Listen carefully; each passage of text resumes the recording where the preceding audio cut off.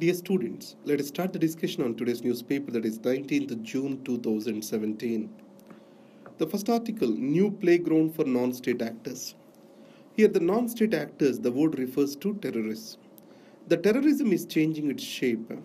So in this article, the author talks about growing asymmetry among the terror organization along with the competition.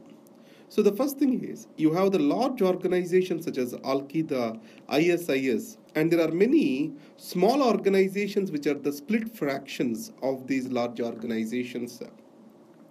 And second is, in spite they being asymmetric, in spite they having their own differences, tactically they are cooperating with each other. The tactics and techniques applied by them by and large are becoming one and the same. And there is a relative competition among them to prove themselves through violence. And second is, internet has become an important tool for them to spread the terror and also the ideology of terror. So in this context, internet is being used to promote the lone wolf attacks through psychologically motivating the individuals towards jihadism. On the other hand, today, the encryption, strong encryption which is practiced by social media such as WhatsApp, it also has provided for a well-established connections between the handlers and the perpetrators of the terror. So let me put it as this way. A handler sits somewhere in Afghanistan or Syria, and then this man is able to operate certain people as the robots to bring in mayhem on the roads. If you can see the London, probably it may not be a lone wolf attack. It is an internet-enabled attack where these people will be receiving guidelines from these socially encrypted messages. So that's why the nature of the crime, the nature of actions of non-state actors are changing, and in this process, internet is their new weapon. That is what is the author is talking about. A quantum step to a great wall of encryption. So here, atoms behave differently at subatomic level. So protons, neutrons, when they are being seen as subatomic particles, they show different orientation than at the atomic level. So the quantum physics tries to study that. So the quantum mechanics is about various aspects related to their momentum, acceleration, etc. So if this quantum mechanics is well studied, it can provide for a great input towards handling of the internet and communication of today. Because the quantum mechanics will redefine how we understand the light. So China is making leaps and bounces in quantum mechanics, and this will improve the safety of financial transaction and secrecy further. And coming to contest versus consensus, it is about president's election. You know that the President of India has to represent the entire nation, including the union and the states. So the federalism shall have its own role to play in the election of the President of India, and the state legislative assemblies are also participants. And if you take Amartya Sen, the President of India is a conscience keeper of the nation. So that's the reason why a general acceptance across the political spectrum is expected in election of the President of India. So if consensus exists among political parties, as head of the state, he enjoys greater legitimacy.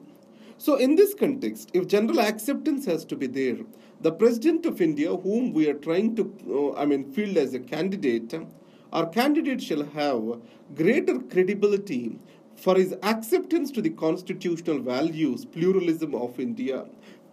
That is what this article talks about. The next article, it is about the unifier. So you know that Helmut Kohl, he has passed away in Germany. So what are his contributions to Germany? So the German unification has happened when Mr. Kohl was the chancellor. And second thing is, he is a strong supporter of European Union. Developing a federal structure with nations as individual units, with the European Union as a strong federation in itself. So to bring in this, a strong union among the European nations, he has spearheaded for Euro as a common currency along with then French President, Mr. Mitterrand. So this is the contribution of Mr. Helmut. And coming to muzzling of freedom of expression. So this article, it is related to recent rules of animal markets, regulation of animal markets under prevention of cruelty to animals.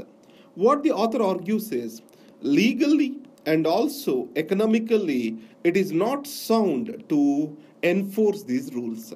Let us see legally. Article 19(1)(g), it provides for freedom of trade and commerce, and the state shall not impose restrictions on the same. So buying and selling of the cattle is a part of a trade. So in these circumstances, it cannot be reduced through the rules of the union.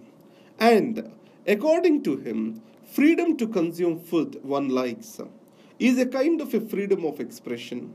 And added to that, a person also expresses his cultural traits and habits through the food he consumes.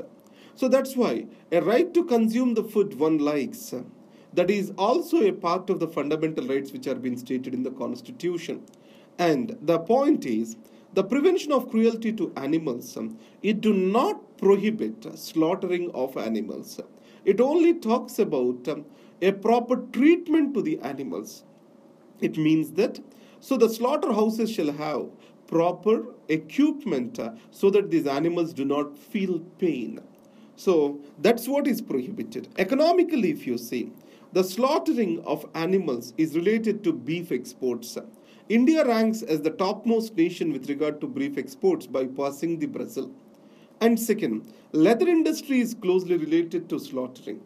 So most of the scheduled castes in India, most of the people working in leather industry are from scheduled castes. It means the livelihood of the people who are marginalized, it is going to be threatened. And coming to the farmers, whatever the protection they are trying to offer to the cow, it will make the farmer to lose his livelihood. So it is like this. The farmer previously used to sell his cattle whenever he is unable to use them. Now he has to bear those with him because there are no buyers to the cattle. So obviously he can't feed them. That leads to agony, and the cattle which these rulers wants to protect will itself face a torture. So lack of food and lack of livelihood for the cattle is going to be a problem. So that's why it has been stated. It is not a rational thing to happen legally and economically. Just it is a political choice. That's what the author tries to explain. Devba's fourth innings. Sher Bahadur Devba, he has become the Prime Minister of Nepal for fourth time. What are the challenges before him? Already last week we saw the Rakesh Sood article. You know that Nepal, you have plain regions. These plain regions are inhabited by Madhesis. And these Madhesis are asking for constitutional amendment. And the previous Prime Minister reign, Mr. Prachanda's reign, an amendment is introduced in the parliament and it is not passed due to the opposition of Communist Party of Nepal, United Marxist-Leninist. And during Prachanda time itself, he has announced the local elections, and first phase is completed. The second phase is supposed to held in Terai region. The Terai region here means the plain regions of Nepal. So Madhesis, they are opposing these local elections, and the second phase is being postponed now. And after this, it is expected that parliamentary elections shall be conducted. They are also expected to be postponed. So to Mr. Devba, there appears many challenges ahead for him. Next is, let's go to the business review page. Now, this is a very good prelims question. Why you don't feel the record low inflation? If you see the trends of yesterday's paper, this can be a very beautiful question because there is some analysis involved. So we are seeing inflation calming down in India, going less than 2.2, which has never happened in the last 20 years. So in this context, the people are unable to feel the same. The reason is various products are weighed differently. This weightage to various products is based on the NSSO survey. Similarly, weightage given to the various states and the rates in various states also differs based on the levels of consumption over there. It means that if you take Maharashtra, it has got the highest weightage, followed by UP, followed by Tamil Nadu. On the other hand, Jammu and Kashmir, Himachal, Delhi, these have low weights. So that's why, as weightage is less, the prices, though high they are not well reflected in consumer price index. And third thing is the base effect. So this base effect is a previous question. What is the inflation rate at the same time in the last year? So when it is high, compared to that, this year inflation appears to be low. So that's why the base of comparison also makes the inflation to appear high or less. These are the 3 points which you need to carry home. Nitty-gritty of bankruptcy code. You know that RBI has referred 12 companies under to be solved under insolvency code.